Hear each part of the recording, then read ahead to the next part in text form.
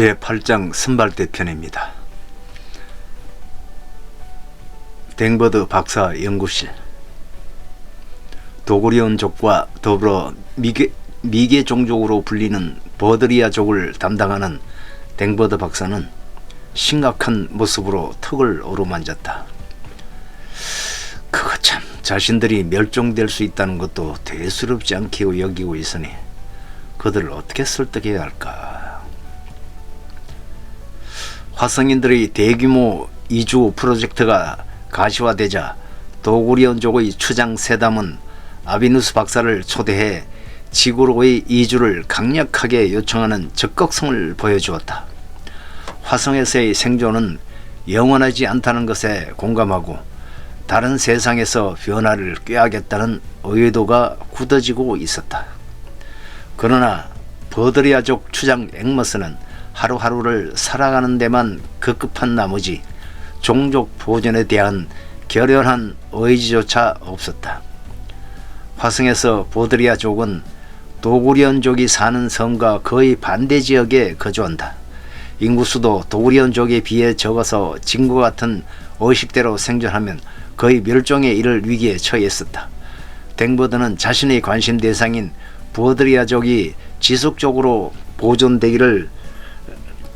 유지되기를 바라고 있지만 도고리온족보다 상대적으로 지능이 떨어지고 종족 보존에 대한 의지조차 박약한 버드리아족의 형태가 안타깝기만 했다.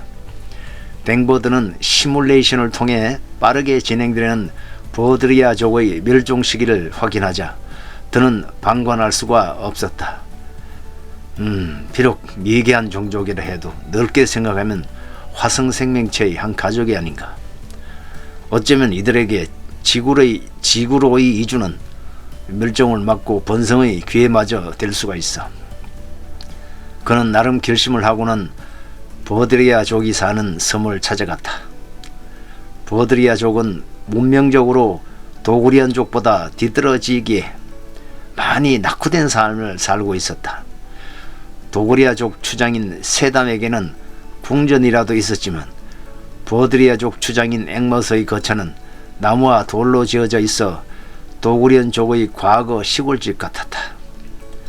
상세한 방문 내역도 밝히지 않고 간단한 통보만 한 채 찾아간 댕버드를 맞은 앵머스는 다소 난처해했지만 반가운 기색으로 맞이했다.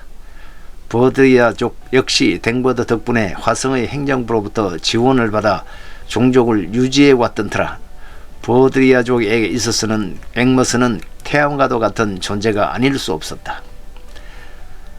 앵머스 박사님, 갑작스레 어쩐 일이십니까? 통나무 탁자에 마주 앉은 댕버스는 앵머스에게 자신이 찾아온 연유를 차분하게 설명해 주었다. 앵머스 추장, 멀지 않은 미래에 화성이 멸망할 정도의 대형 해성 충돌이 있다고 합니다. 그 얘기에 대해서 이미 들은 바 있겠죠? 떠도는 소문을 대략 듣기는 했지만 우리가 뭐 할 수 있는 게 있어야지요. 해성 충돌로 화성이 뒤집힌다면 그냥 함께 사라지는 거죠. 거의 체념한 듯한 앵머스의 말투에 댕버드는 화가 나기도 했지만 오히려 안쓰러운 마음이 더 컸다. 추장, 화성인들은 해성과의 충돌이 확실시 되면 지구로 대규모 이주를 계획하고 있어요. 물론 그 계획에 버드리아족은 들어있지 않죠. 그 말씀은 이제 우리 종족을 버리겠다는 거로군요. 그런 통보를 하려고 찾아오신 건가요? 앵머스 뒤에 서 있는 비스관 코린과 참모들은 침통한 표정으로 댕버드의 입만 바라보았다. 앵머스 추장은 왜 도고리온족의 세담 추장처럼 이 지구 이주 프로젝트에 포함시켜달라고 적극적으로 청하지 않는 겁니까? 버드리아족 전체가 한 목소리로 청원한다면 나도 지도자님께 버드리아족의 이주를 강력하게 요청했을 겁니다. 어쨌거나 우리는 같은 화성 식구가 아닙니까? 같은 화성 식구? 박사님이나 우리를 그렇게 생각하지 대다수 화성인들은 우리 종족을 하등동물로 취급하지 않습니까? 우리가 요청한다고 지구로 데려다 줄지도 모르고 설사 지구로 이주해도 지금보다 나은 삶을 유지할 자신이 없습니다. 앵머스는 여전히 맥 빠진 말투를 이어갔다. 댕버드는 가슴이 답답했지만 깊이 숨을 들이키고는 설득하기 시작했다.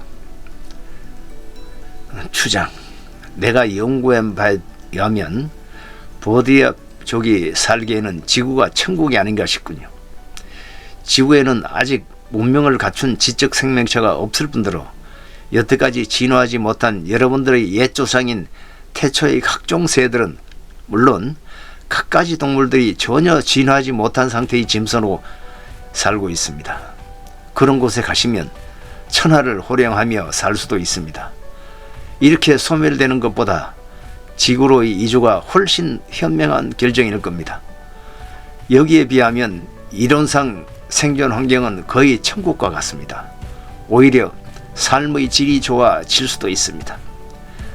앵머스와 참모진들은 이해를 할 듯 말 듯 하면서 또 진지하게 고개를 끄덕였다. 박사님께서 그렇게 말씀하시니 지구로 이주해 사는 것도 괜찮을 것 같네요. 다만 조건이 있습니다. 이곳에서 문명의 시설은 거의 포기하고 지구에서 자연 상태로 생존하는 수준의 이주가 추진될 겁니다. 사실 댕버드가 버드리아 섬을 전격적으로 방문한 목적은 버드리아족에게 이런 조건부 이주를 제안하기 위함이었다.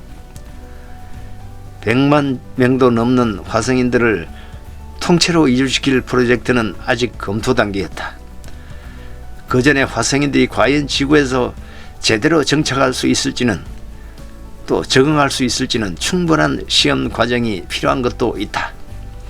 전체 3천여 명에 불과한 도구리온족과 버드리아족 정도는 대형 우주선 두세 척에 태워서 지구로 먼저 이주시키는 것은 화성인들의 대형 이주에 비하면 아주 간단한 것이다. 두 종족의 지구 환경에 대한 사전 적응과 생존 자료는 화성인들의 이주 프로젝트를 진행하고 수립하는 데 필요한 많은 자료를 제공해 줄 것이다. 어찌 보면 두 종족은 지구 환경에 대한 시험 대상일 수 있지만 달리 생각하면 두 종족의 생존에 중요한 계기가 되는 것이기도 했다. 그러나 두 종족이 화성인들이 제공해준 문명 기술까지 포함하여 현재의 기술을 그대로 지구로 옮겨가다 보면 혹시 모를 갈등의 소지가 있을 수 있어 두 종족에게 문명을 버리고 자연 상태의 생존을 요구하지만 사실상 댕버드나 아비누스는 지금까지의 두 종족에 대한 고정관념 때문에 크게 염두에 두지 않고 있지만 전체 화성인을 대변하여 그렇게 말하고 있는 것이다. 자연 상태로 이주해야 한다는 조건에 참모진들이 난감한 표정으로 수군거렸다. 앵머스가 무거운 어조로 입을 열었다.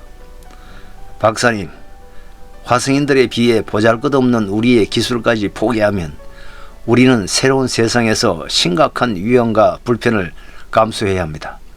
과연 동족들이 이를 받아들이려 할까요? 안심하세요.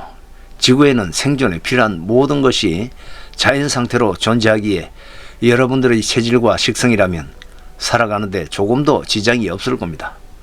물론 새로운 환경에 적응하는 게 다소 불편할 수 있겠지만 버드리안족의 미래를 생각하면 충분히 감수할 수 있으리라 판단됩니다.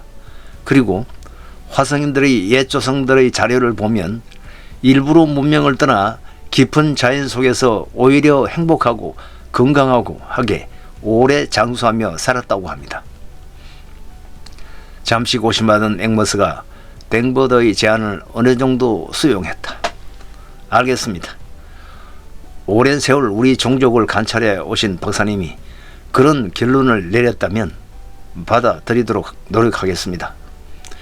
우리도 보잘것없는 장비에 집착할 마음은 없습니다. 현명하신 판단입니다. 그럼 종족의 의견이 합치되면 연락 주세요.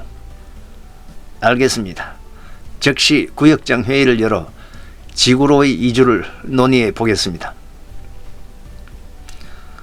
논의가 끝나자 자리에서 일어선 앵머스가 댕버드의 손을 굳게 쥐었다.